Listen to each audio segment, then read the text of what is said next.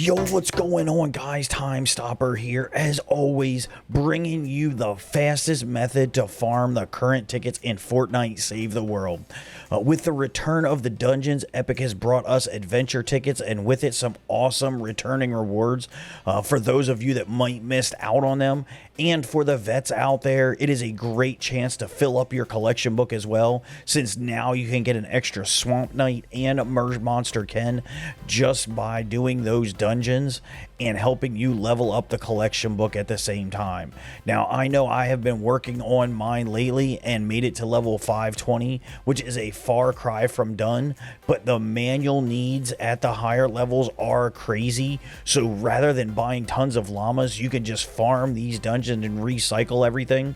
But before I do get too far into the video, I would like to remind you guys I do stream over on Twitch every Monday through Friday starting at about 8 a.m. Eastern time. So if you're looking for a group to play with and are tired of searching in public lobbies, or just want an amazing group of Save the World players to hang out with, I'll go ahead and put a link to my Twitch channel in the video description down below. Now, first, a quick overview on what we got with this mid-season update, or whatever you want to call this. They did bring dungeons back with the original quests for all of those one-time ticket rewards and other items like gold, loading screens, and heroes. But before you guys get all crazy in the comments about how this is recycled content, keep in mind, we are kind of in the middle of a global once-in-a-lifetime pandemic. So yeah, relax and be glad we all have video games to keep us busy while cooped up in the house. They did make a few cosmetic updates to the dungeons, like adding more urns as well as adjusting the lighting, but other than that, they seem like the same old dungeons to me so far. Now, they did remove the spy llamas and those tickets along with it, and give us the adventure tickets. They can, of course, be gotten by doing storm alerts, which you can always keep track of over on Fortnite DB, which I'll leave a link to in the description down below, or, of course, from dungeons. The thing is, you will only get so many storm alerts every 24-hour mission rotation, so once those dry up, you basically are left with dungeons to do. Now, if you don't want to burn out running the dungeons, you can always do some of the alerts and work on dungeons, but dungeons are going to be your fastest method by far to farm tickets. Ticket farming can either be done in solo or as a group. It's really up to you. I am no pro at it solo, so I prefer to run it in a group personally. If you do want some tips on doing it solo, I would recommend you check out my buddy Isherwood over on Twitch. He is a dungeon running master. He runs them solo pretty much all day, working on strategies to do them quicker. He even talked about keeping track of the fastest times. But if you want to check out his channel, I'll leave a link to it in the description down below as well. Just be sure to tell him I sent you. Also, keep in mind that these ticket farming runs aren't just for tickets. You're going to be grabbing tons of gold, perk up, reperk, and evo mats as well. So don't feel like you have to trade one for another. You can have your cake and eat it too during these dungeon runs. Now, generally in the past, I haven't been the biggest advocate for dungeons personally, but there is no denying it is probably the best farm we have ever had next to the Year 2 AFK Wargame farm, but that's a whole nother story. So it only makes sense to learn some of these strategies while you are here, so it looks like they may be around for a while. According to the home base status report, the heroes being put into the event shop is supposed to be there until June 19th. So if I was a betting man, I would bet that this is our event until then.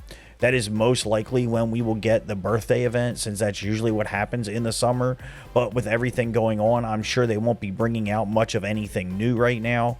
I hope I am wrong, but it's not looking good for new content. So it's time to just buckle up and let's talk ticket farming. Now, there are a ton of different ways you can attack these ticket runs, but what we have found out is the fastest method is by doing the Inferno dungeon on power level 100. This will give you the most consistent run, since the path is always the same, even though your route may change, while making sure that your teammates stay alive to help you speed things along. I would like to tell you that doing the higher level dungeons is better, but unfortunately the tickets don't scale well enough for me to encourage you to do that. You will get 140 tickets for a power level 88, 150 tickets for a power level 100, and 160 for a power level 140. And you don't even get a map for those. Yikes. I mean, if you get good enough that you can run the 140s in the same amount of time as you can do the 100, of course, not a big deal. Go ahead and do those. However, generally, you're going to need about 30 to 40% more time to run the 140 dungeons than the 100. And the rewards don't give you that same 30 to 40% bump, which is why I say stick with the level 100s. So we know we're going to be running the Inferno dungeon, but how are we going to do it? First off is the team setup. And to keep things easy here, I'm just going to recommend 3 die-cast Jonesy soldiers. The primary responsible of these 3 is to clear monoliths and get the husk key, as well as clear any urns as you go through the level. Since there are way more urns this time, that should not be an issue, but make sure to get the 100 urns every run, as these will get you 100 bonus tickets. The loadouts I would recommend that you go with for diecast are as follows. First, you got the diecast Jonesy and his boomstick plus perk. This is going to increase your going commando damage by 50% and change its damage type to energy. We will be running the Happy Holidays team perk, so we get that cooldown on the minigun that we're going to be using on those monoliths.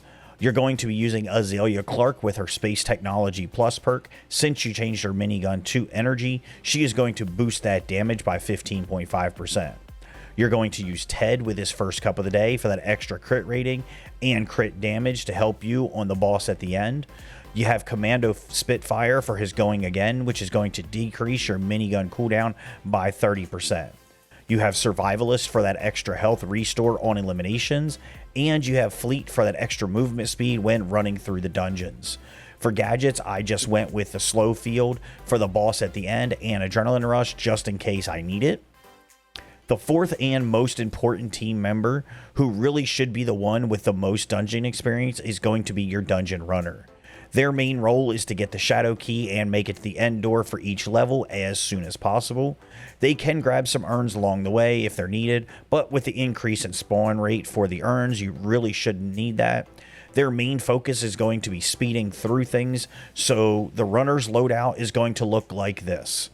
First, you're going to have a Recon Scout with their Phase Forward Plus, where Phase Shift gets an increase by 1 tile and grants an additional movement speed of 140% for 2 seconds. For the team perk, you're going to be running Blast from the Past for that extra survivability, and to activate Blast from the Past, we're using Prehistoric Isa and her Saurian Hide for that extra armor, and Paleo Luna in case you get stuck using a melee weapon on the run. You have Flash AC for his Phased Out, which decreases the phase shift cooldown by 25%. You also have Fall in Love Ranger Jonesy, since he will restore energy on eliminations, making it quicker to get to your next phase shift. And last but not least, of course, you do have Fleet for that extra movement speed as well. For gadgets, we just went with the same Slow Field and Adrenaline Rush here as well. Now, of course, the more you run these, the better you're going to get at the path. It becomes very familiar, and you always have the purple lanterns to light your way, just in case you do get lost. A couple things to note while you're running these: traps and monoliths are what I would call semi-RNG.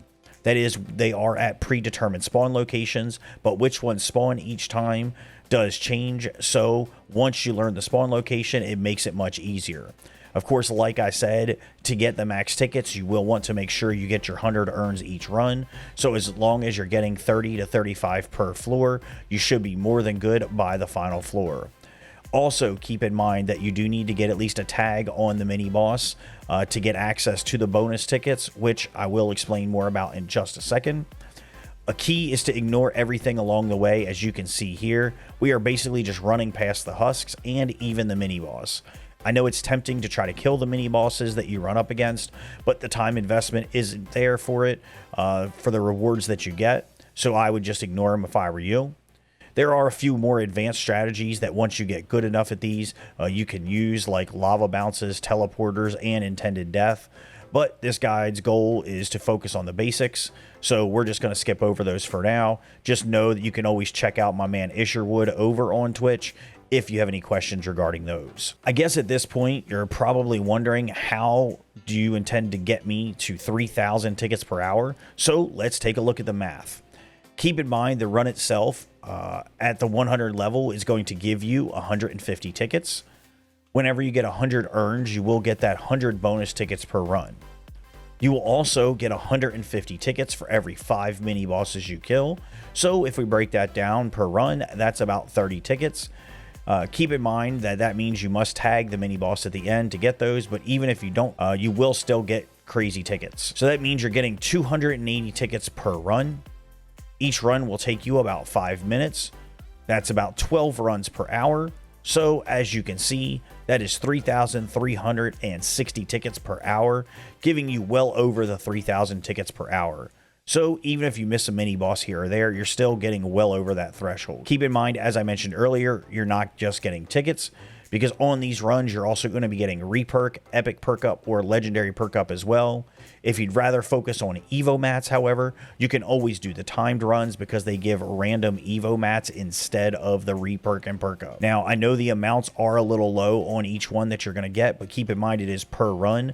And when you do 12 runs per hour, that's better than most alerts are going to give you in the game by far. Being transparent, keep in mind, this math does assume a couple things. One is that you have a full party and that you're being efficient by running them back to back. Any break will obviously impact your production. Plus, it looks like the failed to lock profile is still a thing. So if you end your run, when you try to go back in, you will get the infamous failed to lock profile bug that will cut into that as well. But as you can see in the video, even with me being a noob, capturing footage and not knowing which way to go, we're still averaging around 4 minutes and 45 seconds. So I'm sure after a few runs, you could do much better than that. Which of course is going to net you even more tickets. Now, I do know that I did blow through this pretty quickly, but it's actually pretty simple once you start doing it. But if you still need more help, you can always hop into our Discord server and post it up in the looking for group chat. I'll leave a link to it in the description down below. But guys, that's going to be about it for me. I do want to thank you guys so much for watching. I really do appreciate it. Make sure you do leave a like on the video if you did like it, and consider subscribing to the channel and turning on notifications so you know when my videos go live for you. And if you've been enjoying the content I've been putting out so far and want to support the channel in a bigger way, you can always use code TymeStopper in the Fortnite item shop whenever you spend those sweet V-Bucks. But again, thanks for watching, and of course, as always, until next time, be good.